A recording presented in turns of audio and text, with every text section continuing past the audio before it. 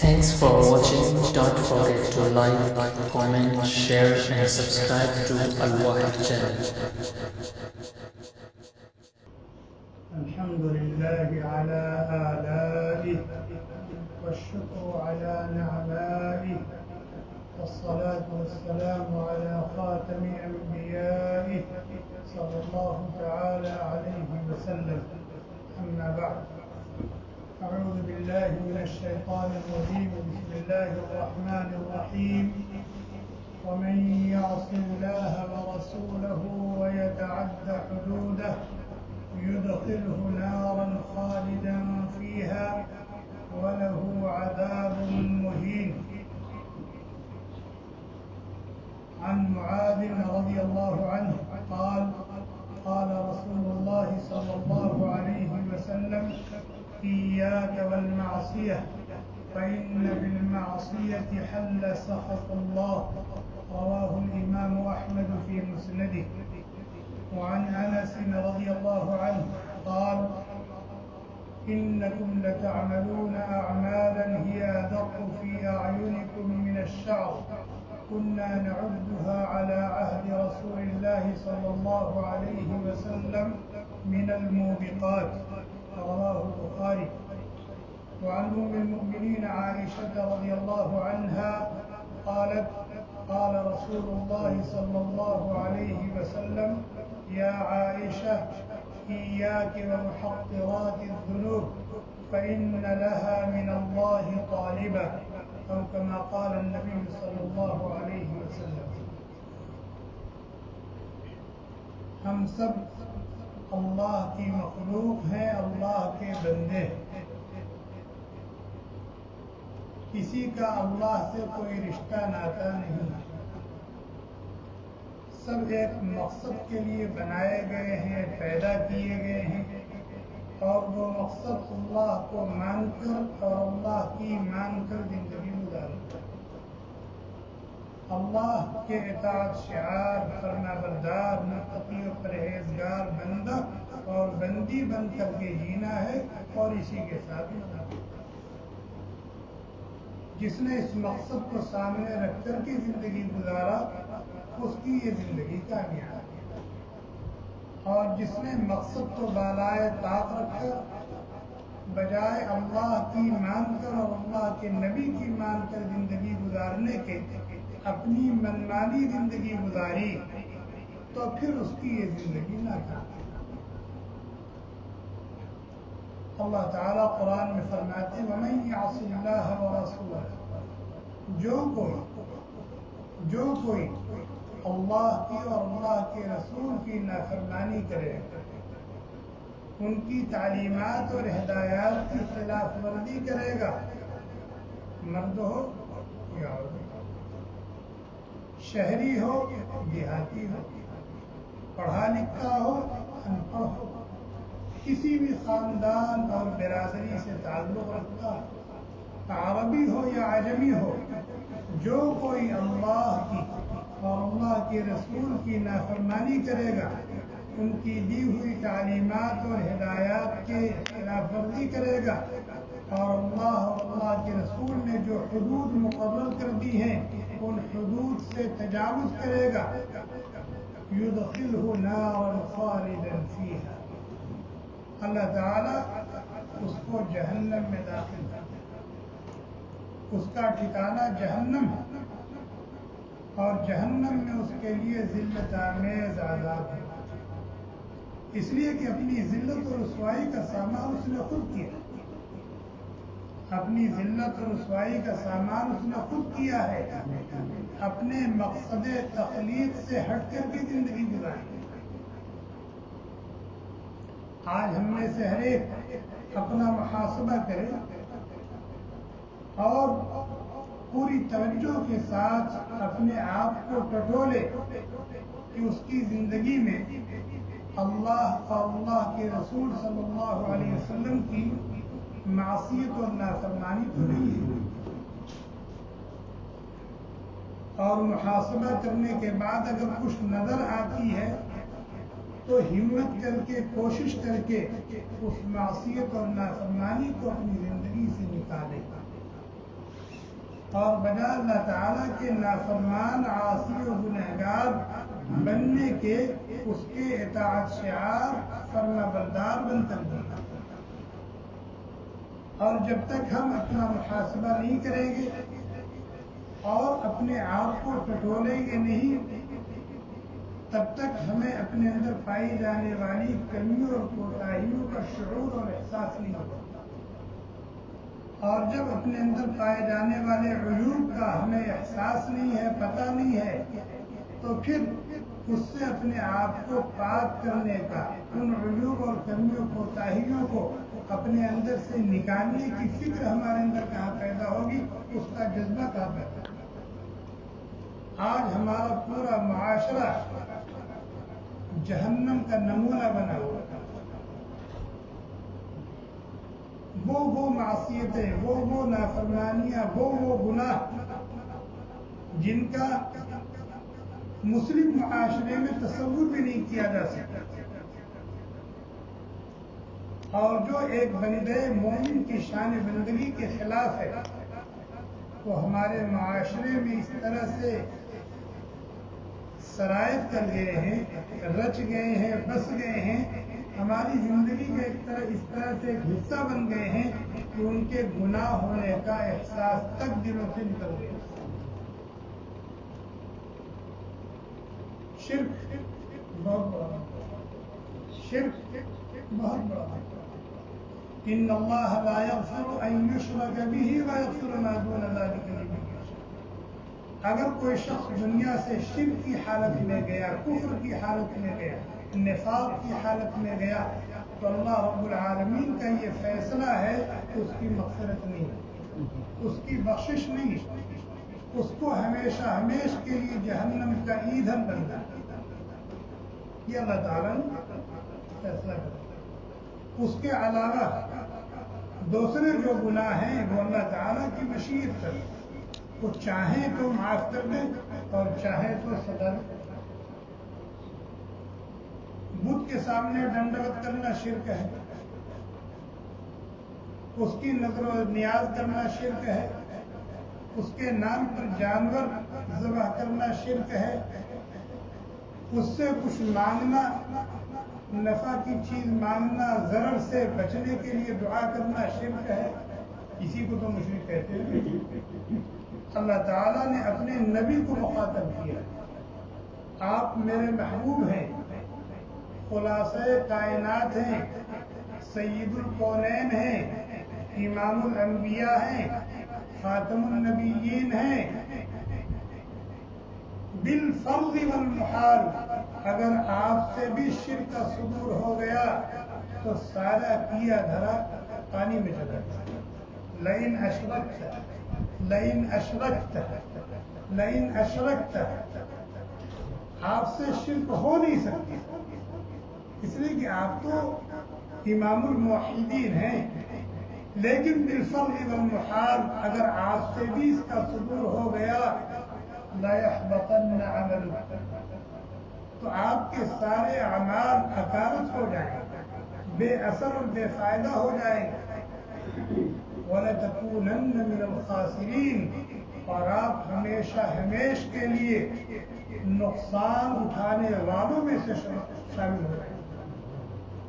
تو یہ اللہ تعالیٰ نے اپنے نبی کو مخاطب کیا ہے, جبکہ نبی امام الموحدین ہوتا ہے, معصوم ہوتا ہے, اس سے صغائر کا ارتکاب بھی ممکن نہیں ہے, چہ جائے کہ کبائر اور پھر اکبر الکبائر شرک. تو حقیقت میں اللہ تعالیٰ نے اپنے نبی کو مخاطب کر کے ہم لوگوں کو وارننگ دی ہے کہ اگر ہمارے محبوب سے یہ گناہ ہو جائے تو اس کی لینے کی دیری پڑ جائے گی, تم لوگ کس کھیت کی مولی. اس لیے اس بولے.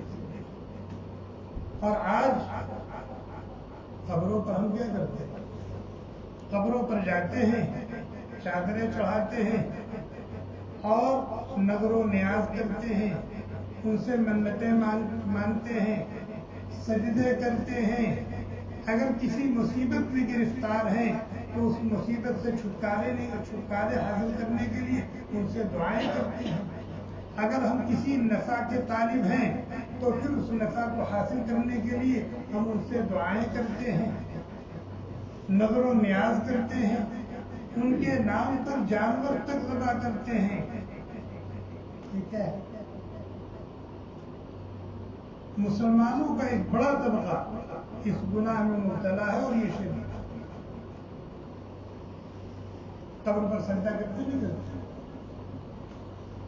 قبر والے کے نام پر مرغا ذبح کرتے نہیں کرتے، بکرا ذبح کرتے نہیں کرتے، اس سے منتیں مانگتے نہیں مانگتے، نظر و نیاز کرتے نہیں کرتے. یہ سب اللہ کا حق، یہ سب اللہ کا حق ہے جو ہم نے غیر اللہ کو دے دیا، جو ہم نے غیر اللہ کو دے دیا. حالانکہ جو لوگ قبر میں چلے گئے وہ اولیاء اللہ ہیں، ہمارے سر کے تاج ہیں. اولیاء اللہ ہیں، ہمارے سر کے تاج ہیں، ہمارے دل میں ان کی عقیدت ہے، محبت ہے، عظمت ہے. لیکن وہ اولیاء اللہ بنے کیا کر کے؟ وہ اللہ کے ولی بنے. کیسے بنے؟ تو جیسے وہ اللہ کے ولی بنے ہیں ویسے ہی ہم بھی اللہ کے ولی بنے. اللہ کے ولی کی عبادت کر کے، اس کی نظر و نیاز کر کے، اس کو سجدہ کر کے ہم ولی نہیں بنیں گے، شیطان بنیں گے. تو عقیدت اور محبت اپنی جگہ پر ہے اولیاء اللہ، لیکن پھر ان کو خدا کا درجہ دے دینا اور اللہ تبارک و تعالیٰ کے جو حقوق ہے وہ اللہ کے غیر کو دے دینا، اسی کو تو شرک ہے. اسی طریقے سے ہمارے معاشرے میں دیکھیں، سود خوری عام ہے. سود خوری عام، ہر دوسرا آدمی سود کھا رہا ہے، ہر دوسرا آدمی سود کھا رہا ہے. کچھ لوگوں کو شعور ہے کہ میں سود کھا رہا ہوں، کچھ لوگ لاشعوری میں سود کھا رہے ہیں. اور سود خوری کتنا بڑا کہ اللہ تبارک و تعالیٰ نے فرمایا فَأَذَنُوا بِحَرْبٍ مِّنَ اللَّهِ وَرَسُولِهِ. اگر یہ سود خوری سے باز نہ آئے اور انہوں نے سچی توبہ نہ کی تو میری طرف سے اور میرے رسول کی طرف سے اس کے خلاف اعلان جنگ. یہ تو ایک وعید میں نے سنائی، ورنہ بہت ساری وعیدیں قرآن اور حدیث میں ہیں. رشوت بھی عام ہے، چاہے اس کا نام تحفہ رکھ دیا جائے، چاہے اس کا نام ہدیہ رکھ دیا جائے، چاہے اس کا نام بخشش رکھ دیا جائے، چاہے اس کا نام چائے پانی رکھ دیا جائے، چاہے اس کا نام خرچہ برچہ رکھ دیا جائے. وہ ہے کیا؟ رشوت. ایک کام ہے، اس کام کو کرنا اس کی ذمہ داری ہے، اس کا فرض منصبی ہے، اسی کے لیے اس کو وہاں بیٹھایا گیا ہے اور اسی کی وہ تنخواہ لیتا ہے. اگر اس کام کو کرنے کے لیے وہ کچھ لیتا ہے اسے تو رشوت ہے. بھلے دینے والا کہتا ہے میں آپ کو ہدیہ دے رہا ہوں اور وہ ہدیہ سمجھ کے لے رہا ہے، لیکن یہ رشوت ہے. اللہ کے نبی علیہ السلام نے فرمایا الراشی والمرتشی کلاہما فی النار. رشوت دینے والا بھی جہنمی ہے اور رشوت لینے والا بھی جہنمی ہے. یہ دونوں گناہ جن کا میں نے تذکرہ کیا ہے ہمارے معاشرے میں، قطع نظر اس سے کہ مسلمان ہو یا غیر مسلم ہو، کوئی غیر مسلم تو غیر مسلم ہے کہ مسلمان تو مسلمان ہے، وہ اللہ کے بھیجے ہوئے ضابطے اور دستور کا پابند ہے.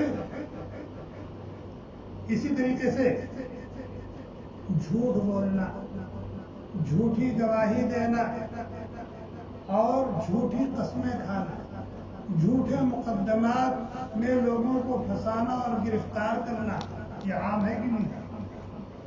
عام ہے کہ نہیں؟ حالانکہ جھوٹی گواہی گناہ کے اعتبار سے شرک کے بنا، گناہ کے اعتبار سے شرک کے بنا. آپ نے ایک شخص ہے وہ قاتل نہیں ہے، آپ نے عدالت میں جا کر کے جھوٹی گواہی دے دی اور بتا دیا کہ یہ قاتل ہے، اس کی گردن لگ گئی نہیں لگ گئی. ایک شخص کا حق تھا اور آپ نے جا کر کے عدالت میں جھوٹی گواہی دے دی کہ نہیں یہ اس کا نہیں اس کا ہے، تو اس کا حق مارا گیا نہیں مارا گیا؟ تو دوسرے کی دنیا بنانے کے لیے اپنی آخرت کی بات کر رہا ہے۔ یہ چیز ہمارے معاشرے میں بالکل ہے۔ اسی طریقے سے گانا بجانا سننا اور سنا، یہ بھی عام ہے، اور یہ سب گناہ کبیرہ، یہ سب گناہ کبیرہ۔ غیبت کسے کہتے ہیں؟ کسی کی پیٹھ پیچھے اس کی برائی کرنا، کسی کی پیٹھ پیچھے اس کی برائی کرنا، یہ گناہ تو اتنا عام ہے، اتنا عام ہے، اتنا عام ہے کہ اس سے نہ میں محفوظ ہوں نہ آپ محفوظ ہوں۔ کسی کی آج کل تو اگر غیبت نہ کی جائے، ان کی نہ کی جائے تو مجلس میں رنگ ہی نہیں آتا، اور مجلس جمے کی کیسے؟ مجلس آج کل جمتی اسی طریقے سے، جب تک ان کی نہ ہو مزہ نہیں آتا۔ اسی طریقے سے چغل خوری، لگائی بجھائی کرنا، ان سے کہنا، ان سے کہنا تاکہ دونوں کے جڑے ہوئے دل ٹوٹ جائیں، دونوں کی دوستی عداوت و دشمنی میں بدل جائے، آج یہ بھی عام ہے۔ اور یہ جو گناہ میں ذکر کر رہا ہوں، ان میں سے ایک ایک گناہ انسان کی دنیا اور آخرت کو برباد کرنے کے لیے کرتا ہے۔ ایک گناہ، یہ جتنے گناہ ذکر کیے گئے ہیں، اگر ان میں سے ایک گناہ بھی کسی کے اندر پایا جاتا ہے تو اس کی آخرت برباد کرنے کے لیے وہ کافی ہے۔ آج جو ہمارے اوپر بلائیں ہیں، مصیبتیں ہیں، سود خوری کی وجہ سے کافر کے اوپر عذاب نہیں آئے، سود خوری کی وجہ سے کافر کے اوپر عذاب نہیں آئے، رشوت کی وجہ سے کافر کے اوپر عذاب نہیں آئے، جھوٹ بولنے کی وجہ سے کافر کے اوپر عذاب نہیں آئے، شراب پینے کی وجہ سے کافر کے اوپر عذاب نہیں آئے، زنا اور بدکاری کرنے کی وجہ سے کافر کے اوپر عذاب نہیں آئے۔ یہ جتنے گناہ ہیں اس کی وجہ سے کافر کے اوپر عذاب نہیں آئے۔ عذاب کس کے اوپر آئے گا؟ مسلمان، اس لیے کہ وہ تو اس دستور کا پابند ہی نہیں، اس کو مانتے ہی نہیں، اس کو تو مانتے ہی نہیں۔ لیکن ہم تو اپنے آپ کو مومن کہتے ہیں، مسلمان کہتے ہیں۔ مومن اور مسلمان کہنے کا مطلب یہ ہے کہ اللہ تبارک و تعالیٰ نے کتاب و سنت کی شکل میں زندگی گزارنے کا جو دستور اور ضابطہ نازل فرمایا ہے، ہم اس کے پابند ہیں، اسی کے مطابق جئیں گے، اسی کے مطابق مریں گے۔ یہی مطلب ہے مومن اور مسلمان ہونے کا۔ اگر ہم کہتے ہیں کہ ہم مومن ہیں، اس کا مطلب ہم کتاب و سنت کے پابند ہیں۔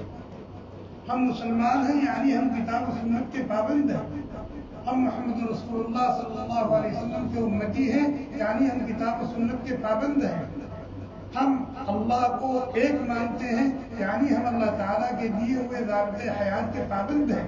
اب جب ہم نے ایگریمنٹ کر لیا ہے اور ایگریمنٹ کی خلاف ورزی کریں گے تو پھر ہوگی نہیں ہوگی۔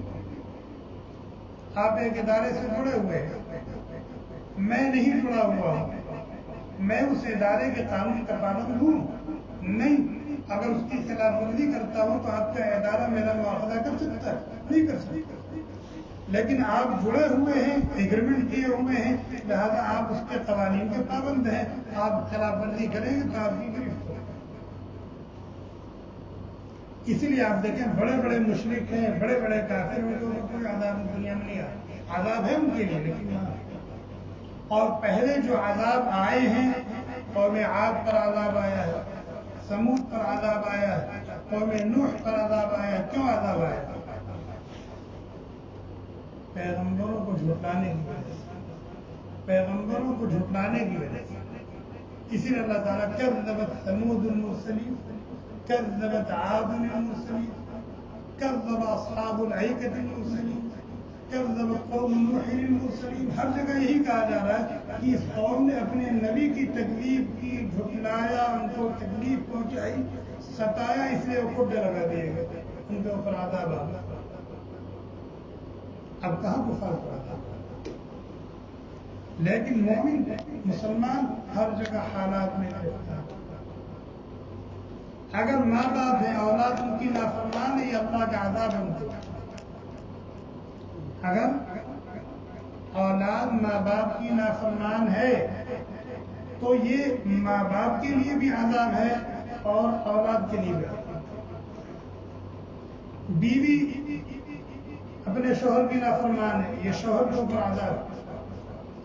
شوہر اپنی بیوی کے حقوق نہیں ادا کر رہا، اس کے ساتھ زیادتی کر رہا ہے، یہ بیوی کے اوپر اللہ کا عذاب ہے۔ بھائی بھائی میں ٹھگی ہوئی ہے، یہ اللہ کا عذاب ہے۔ اسے کہ بھائی تو بھائی کا سہارا ہوتا ہے، بھائی تو بھائی کا سہارا ہوتا ہے، لیکن یہاں دونوں ایک دوسرے کے دشمن ہیں، یہ اللہ کا عذاب ہے۔ آپ کی ضرورت کی چیزیں موجود نہیں ہیں، اللہ کا عذاب ہے۔ چیزیں موجود ہیں لیکن آپ کی وہاں تک رسائی نہیں ہے، اتنی مہنگی ہے، یہ بھی اللہ کا عذاب ہے۔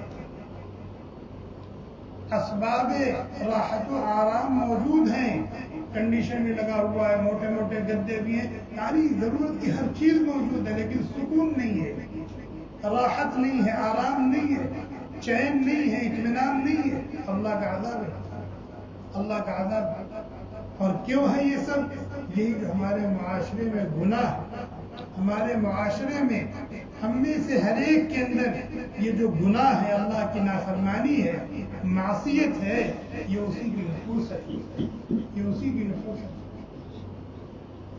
غیبت ہم کرتے ہیں، چغلیاں ہم کھاتے ہیں، لعن طعن ہم کرتے ہیں، ٹھٹھا اور استہزاء ہم کرتے ہیں، لوگوں پر الزام اور بہتان ہم لگاتے ہیں، گالی گلوچ ہم کرتے ہیں، کفریہ اور شرکیہ بول ہم بولتے ہیں۔ ایک دو گناہ ہو تو گنائے، ایک دو گناہ ہو تو گنائے۔ آنکھ کا زنا عام، آنکھ کا زنا کیا ہے؟ اللہ کے نبی علیہ السلام نے فرمایا آنکھیں زنا کرتی ہیں، کان زنا کرتے ہیں، زبان زنا کرتی ہے، ہاتھ اور پیر زنا کرتے ہیں۔ زنا العین النظر، آنکھ کا زنا کیا ہے؟ نامحرم کو دیکھنا، یہ آنکھ کا زنا ہے۔ چاہے حقیقت میں اس کو دیکھو، چاہے اس کا فوٹو دیکھو، چاہے اس کو دیکھو، چاہے اس کا فوٹو دیکھو، یہ کیا ہے؟ زنا ہے۔ نامحرم کی باتوں کو سننا، یہ زنا ہے۔ نامحرم سے باتیں کرنا، یہ زنا ہے۔ نامحرم کے پاس چل کے جانا، یہ زنا ہے۔ نامحرم کو چھونا اور پکڑنا، یہ زنا ہے۔ اور ہم جو کچھ موبائل میں شرارتیں اور بدماشیاں کرتے ہیں، ٹیلی ویژن وغیرہ میں آ کے پھاڑ پھاڑ کے کیا کر رہے ہیں؟ خبر دیکھ رہے ہیں۔ خبر پڑھی، خبر دیکھی نہیں جاتی، خبر سنی جاتی ہے، لیکن تم تو دیکھ رہے ہو، تم تو دیکھ رہے ہو، یعنی زنا کر رہے ہیں۔ اتنے بڑے بڑے گناہ میں ہم مبتلا اور ہمیں احساس تک نہیں ہوتا کہ ہم گناہ بھی کرتے ہیں، ہم گناہ بھی کرتے ہیں۔ حضرت معاذ رضی اللہ تعالی عنہ جلیل القدر صحابی ہیں، اللہ کے نبی علیہ السلام نے اپنی اس جلیل القدر صحابی کو اور ان کے واسطے سے قیامت تک آنے والے ایک ایک امتی کو، مرد ہو یا عورت، نصیحت کی ہے۔ کیا؟ ایاک والمعصیہ، ایاک والمعصیہ، اپنے آپ کو گناہوں سے بچاؤ، اپنے آپ کو گناہوں سے بچاؤ، اور ہر قسم کے گناہوں سے بچاؤ، اپنے جسم کے ہر عضو کو گناہوں سے بچاؤ۔ کیوں؟ فإن بالمعصیة حل سخط اللہ، اس لیے کہ معصیت اور نافرمانی کی وجہ سے اللہ کی ناراضگی اترتی ہے، اللہ کا غضب ٹوٹتا ہے، اللہ کا عذاب آتا ہے۔ آج سجدے ہم سے چھین لیے گئے، یہ عذاب ہے اللہ کا۔ قرآن کریم کی تلاوت ہم سے چھین لی گئی، اللہ کا عذاب ہے، اللہ کا عذاب ہے۔ یہ دینی مجلسوں اور محفلوں میں بیٹھنا، کہنا اور سننا ہم سے چھین لیا گیا، یہ اللہ کا عذاب ہے۔ ہم سمجھتے ہیں کہ عذاب کا مطلب یہ ہے کہ آسمان سے کوئی لاٹھی آئے اور ہمیں مار کے چلی جائے، یہی عذاب ہے۔ نہیں، یہ عذاب کی الگ نقشہ، یہ عذاب کی الگ نقشہ ہے۔ تو اللہ کے نبی علیہ السلام نے فرمایا اپنے آپ کو ہر قسم کے گناہوں سے بچاؤ، اپنے جسم کے ہر عضو کو گناہوں سے بچاؤ، اس لیے کہ گناہوں کی وجہ سے اللہ کا عذاب ہوتا ہے، اللہ کی ناراضگی، اللہ کا غضب ہوتا ہے۔ حضرت انس رضی اللہ تعالی عنہ اپنے زمانے کے لوگوں سے کہہ رہے ہیں، یہ کس کا زمانہ تھا؟ صحابہ اور تابعین کا زمانہ تھا. کہتے انکم لتعملون اعمالا ہی ادق فی اعینکم من الشمس. تم لوگ کچھ ایسے کام کرتے ہو جن کو تم بال سے بھی زیادہ ہلکا اور خفیف سمجھتے ہو، جبکہ دور نبوت میں ہم ان کو ان گناہوں میں شمار کرتے تھے جن کی وجہ سے گنہگار تباہ و برباد ہوتا تھا. حضرت ام المؤمنین عائشہ صدیقہ رضی اللہ تعالی عنہا یہ کون ہے؟ پوری امت کی ماں ہے، صدیقہ کائنات ہیں، صدیقہ کائنات ہیں، نبی اکرم صلی اللہ علیہ وسلم کی انتہائی چہیتی اور پیاری بیوی ہیں، اور نبی کی زوجیت کے لیے ان کا انتخاب عرش پر ہوا تھا، اللہ تعالیٰ نے کیا کہ عائشہ محمد صلی اللہ علیہ وسلم کی بیوی. اللہ کے نبی علیہ السلام سے پوچھا گیا آپ کو سب سے زیادہ محبت کس سے ہے؟ فرمایا عائشہ سے. پوچھا مردوں میں؟ اور اس کے بعد سے اندازہ لگایا عائشہ کون ہے اور ابو بکر کون ہے.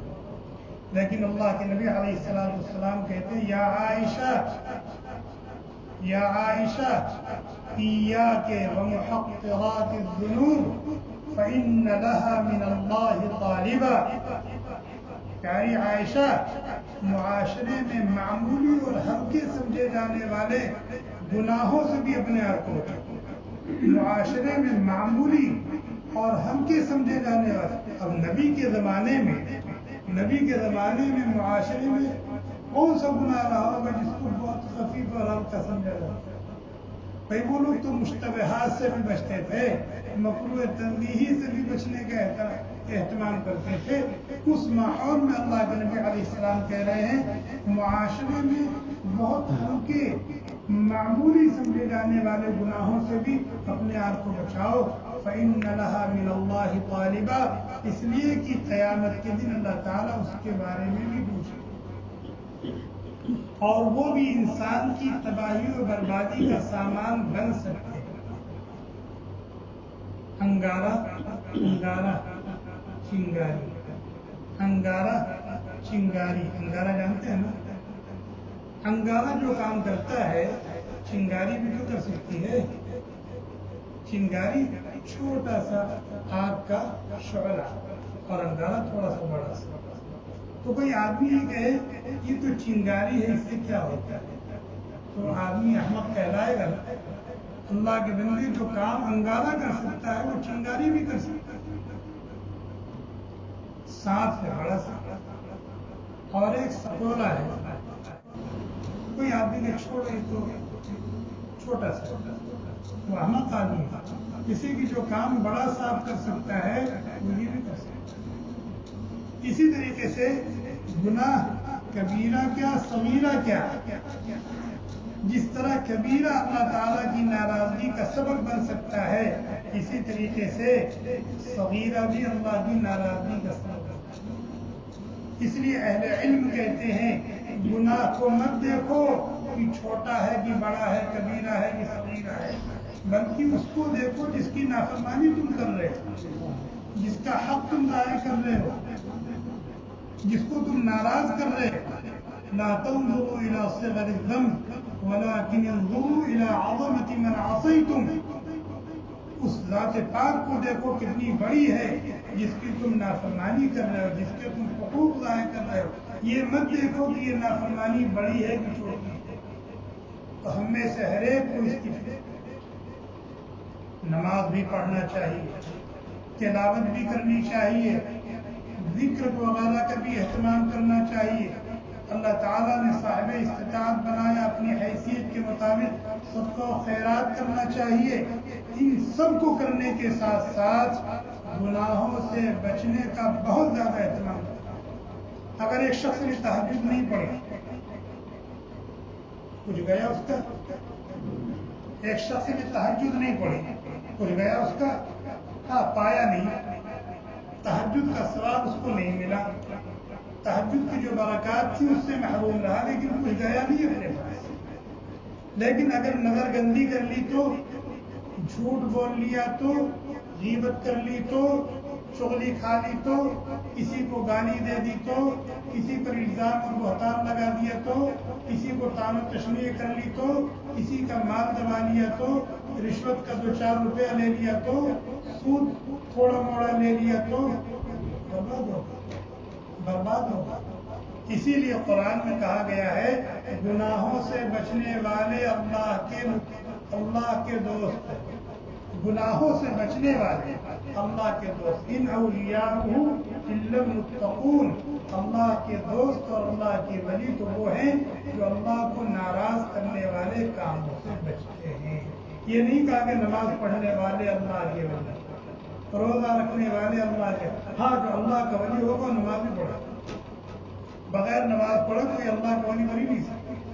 جو اللہ کا ولی ہوگا روزہ بھی رکھے گا، سب و خیرات بھی کرے گا، لیکن گناہ کرنے والا کبھی بھی اللہ کا ولی نہیں بن سکتا۔ گناہ کرنے والا کبھی بھی اللہ کا ولی نہیں بن سکتا۔ اس لیے ہم اپنے آپ کو ٹٹولیں اور ہمارے اندر جو کمیاں اور خامیاں پائی جاتی ہیں ہمت کر کے، اور ضرورت ہو تو کسی اللہ والے سے مشورہ کر کے اپنے اندر سے اس کو نکالنے کی کوشش کریں، اور صرف اپنی فکر نہ کریں، اپنی بیوی کی، اپنے بچوں کو، اپنی بچیوں کی، اپنے ماتحتوں کو، اس لیے کہ دوہری ذمہ داری ہمارے اوپر، قوا انفسکم، اپنے آپ کو بھی جہنم سے بچاؤ اور جو تمہارے ماتحت ہیں ان کو بھی جہنم سے بچاؤ۔ جب ہم یہ دونوں کام کریں گے تو ہم ذمہ داری کو پورا کرنے والے سمجھ جائیں گے۔ اللہ تعالیٰ ہم سب کو ان باتوں کی سمجھ آتا ہے، ہم سب کو اپنا نیک، مطیع اور فرما بردار بندہ بنائے۔ اللہ تبارک و تعالیٰ اپنے فضل و کرم سے ہماری دنیا بھی اچھی سے اچھی اور عمدہ سے عمدہ بنائے، اور ہماری آخرت بھی اچھی سے اچھی اور عمدہ سے عمدہ بنائے۔ اپنے فضل و کرم سے ہم سب سے ہمیشہ ہمیشہ کے لیے راضی اور خوش ہو جائیں، اپنے ایک ایک حکم کو پورا کرنے کی توفیق عطا فرمائیں، اور ہر قسم کے چھوٹے اور بڑے گناہوں سے بچنے کی ہمت اور حوصلہ عطا فرمائیں۔ سبحان اللہ وبحمدہ، سبحانک اللہم وبحمدک، ونشہد ان لا الہ الا انت، ونستغفرک ونتوب الیک۔ سبحان ربک رب العزة عما یصفون، وسلام علی المرسلین، والحمد للہ۔